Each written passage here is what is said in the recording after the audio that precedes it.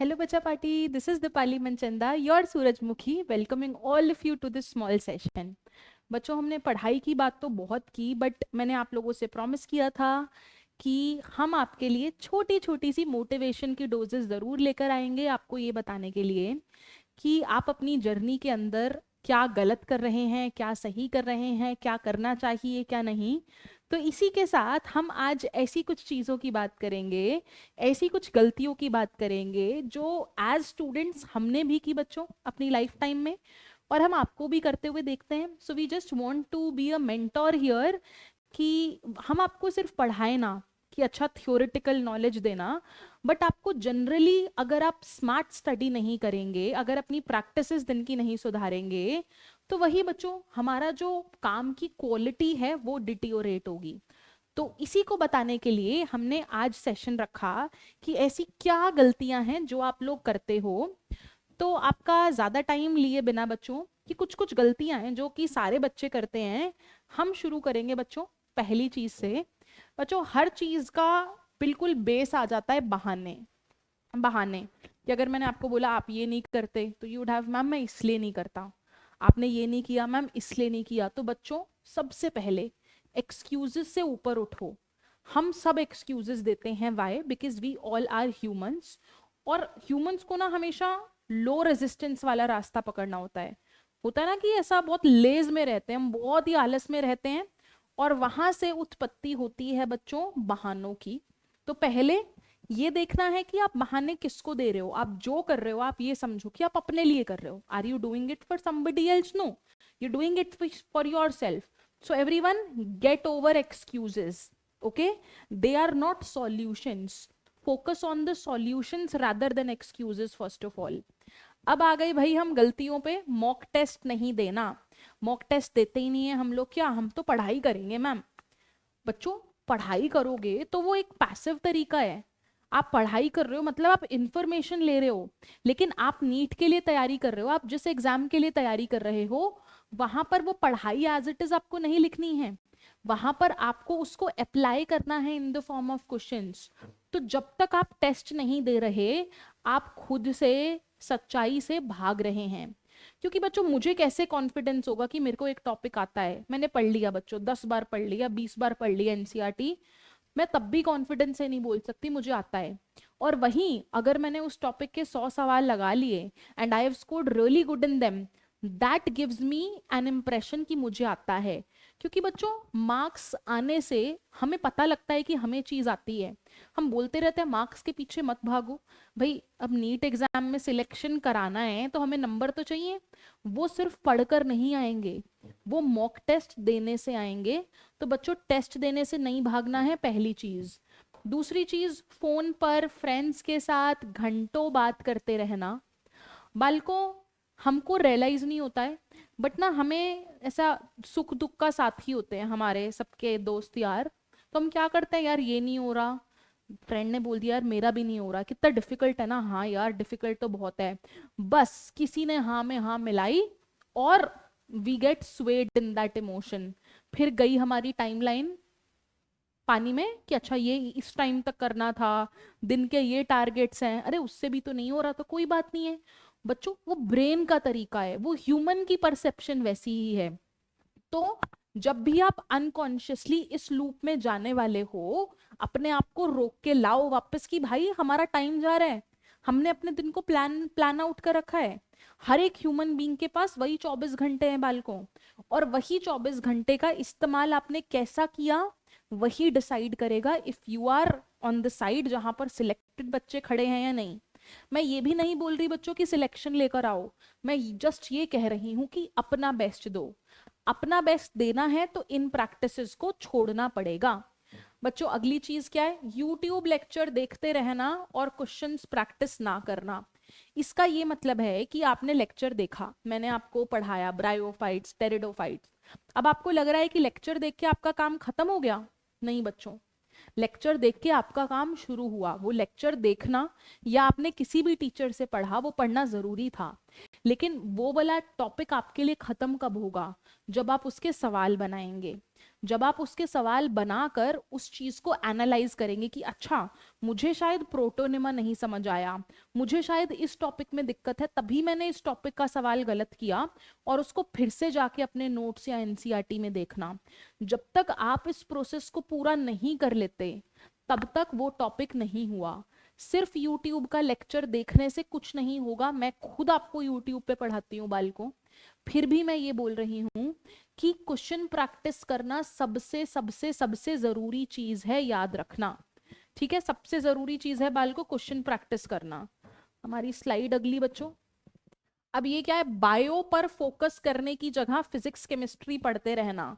अब हो सकता है ये आप लोगों के लिए ऑपोजिट हो बच्चों। कुछ बच्चे क्या करते हैं, बायो ही पढ़ते रहते हैं, कुछ बच्चे क्या पढ़ते रहते हैं बच्चों, फिजिक्स केमिस्ट्री पढ़ते रहते हैं। तो एक चीज समझो, पहले जब पेपर आता था तो ऐसे होता था कि अगर आपके 3 सब्जेक्ट्स भी स्ट्रॉन्ग है 4 में से, तो यू विल गेट सिलेक्टेड।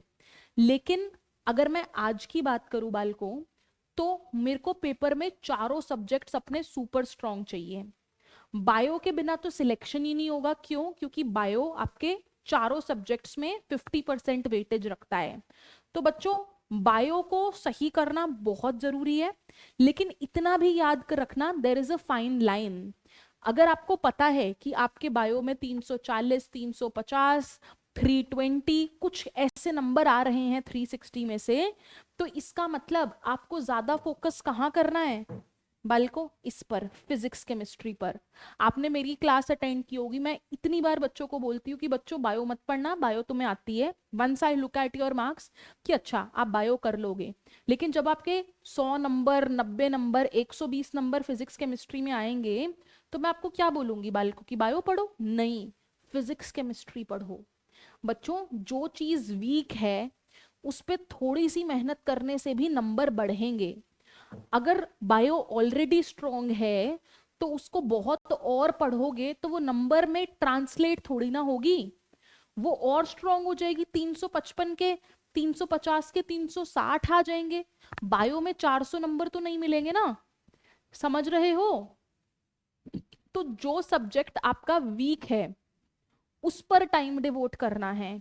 मैं कुछ नहीं कह रही कि बायो, फिजिक्स, केमिस्ट्री क्या पढ़ो, जो वीक है, जिसमें कम नंबर है, उसको टाइम दो, इज द मंत्रा। और ये करना मुश्किल होगा, ये करना आसान नहीं होगा। How to avoid the mistakes that I have told you? पहला भाई बच्चों, सवाल डेली बनाओ। भले 200 सवाल, 100, 150, 300, जितने सवाल बना सकते हो बनाओ। सवाल बनाने का मतलब है उतने सवाल बनाओ जिनको आप एनालाइज भी कर पाओ। एनालाइज का मतलब समझते हो? आपने आपने एक क्वेश्चन का सेट खोला, आपने टाइमर शुरू किया कि मैंने 7:02 पे स्टार्ट किया, जब आपने खत्म किया आपने एंड टाइम लिख दिया कि मैंने इतने सवाल इतने टाइम में किए। आप सवाल कर लिए, आपने एक सेट ऑफ सवाल कर लिए, उसके बाद आपने पीछे जाके उसके आंसर्स चेक किए, आंसर्स टैली किया, आपने अपना स्कोर निकाला कि ये है। उसके बाद जो चीजें गलत थी उनको देखो कि वो कौन से टॉपिक का है।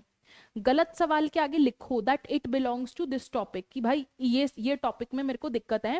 फिर अपने नोट्स या एनसीईआरटी खोलो, उस टॉपिक में जो भी आपने गलती की उसको वहीं पर ही लिख दो। ऐसी एक नोटबुक ही बना लो बच्चों। इसको बोलते हैं एनालाइज करके, जो नहीं आता, जो गलत कर रहे हो, जिसमें प्रॉब्लम है, उसको फिर से जाके पढ़ना। ठीक है, उसको फिर से जाके रिवाइज करना, तब वो क्या हो जाएगा आपका, फिर से स्ट्रेंथ आ जाएगी आपकी उस टॉपिक के अंदर। बच्चों, फोन पर टाइम वेस्ट नहीं करना है, फोन पर टाइम वेस्ट नहीं करना। फोन पर टाइमर लगा दो, इंस्टाग्राम बंद कर दो, ये टाइम वापस नहीं आएगा। इंस्टाग्राम की रील्स एडिक्टिव हैं, यूट्यूब की शॉर्ट्स जो आगे आगे जाती रहती हैं एडिक्टिव हैं, आपके लिए भी मेरे लिए भी, क्योंकि वो डिजाइंड है ह्यूमन ब्रेन को वैसा करने के लिए, पुश करना एक तरीके से। So it is designed that way. तो अगर आप अपने आप को उस लूप से खींचकर नहीं लाएंगे कि भाई पढ़ना है, यही टाइम है, फिर रात को बोलेंगे कि टू डू लिस्ट पूरी नहीं हुई, हमने जितना काम एस्टिमेट किया था नहीं हुआ, भाई हमको तो बड़ा गिल्ट हो रहा है। ऐसा कौन सा गिल्ट है भाई, समझ रहे हो?